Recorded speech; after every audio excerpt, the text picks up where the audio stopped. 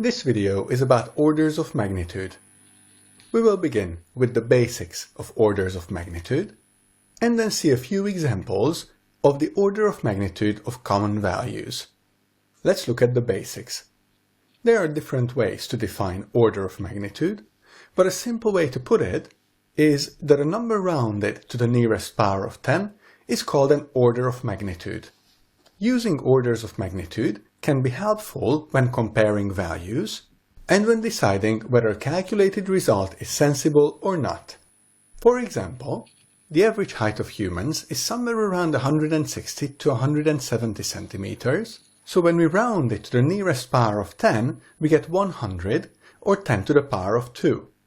Now imagine that after a calculation, we get that the height of a human is 6,300 centimeters.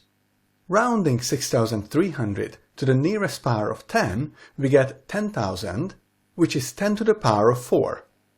Now we know from experience that the order of magnitude of our answer should be 100 or 10 to the power of 2. Since we get an answer with an order of magnitude of 10 to the power of 4, we know right away that it must be wrong. Of course, here we are not saying that humans in general are 100 centimeters tall, but we are saying that their height is closer to 100 than to 1000 or 10,000. Let's see a few more examples. I will start by rounding the mass of our turtle to the nearest power of 10, which is 1000, and this is equal to 10 to the power of 3. So the order of magnitude here is 10 to the power of 3. For the bumblebee bat, I will convert the 0.03 into scientific notation, which is 3 times 10 to the power of negative 2. Next, I will round the 3 to the nearest power of 10, and since this number in scientific notation is always between 1 and 10, I have to round 3 to either 1 or 10.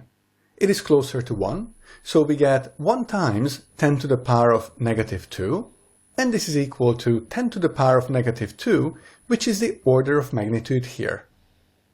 We have to do a bit more work with the diameter of a hydrogen atom.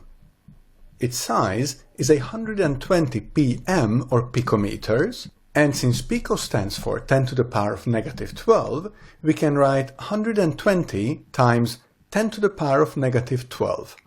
Let's round 120 to the nearest power of 10, which will be 100, and we get 10 to the power of negative 12 here.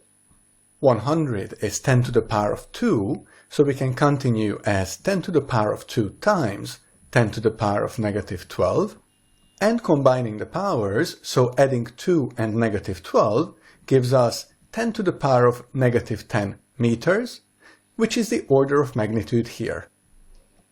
Let's see a short summary of this video. We learned that a number rounded to the nearest power of 10 is called an order of magnitude. We said that orders of magnitude are used to compare values, which can help decide whether the result of a calculation is sensible or not. And through our examples, we have seen that when finding the order of magnitude of a number, we often have to work with scientific notation and metric multipliers. This concludes our learning about orders of magnitude. In the next video, we will discuss estimation. This video